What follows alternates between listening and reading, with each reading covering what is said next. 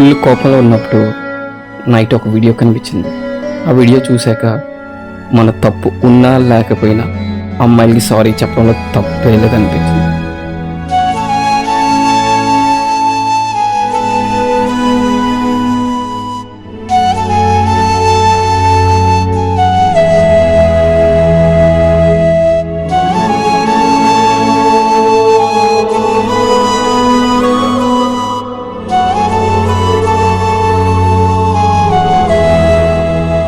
ఈ వీడియో చూశాక అమ్మాయిల మీద ఉన్న కంప్లీట్ ఒపీనియన్ మారిపోయింది.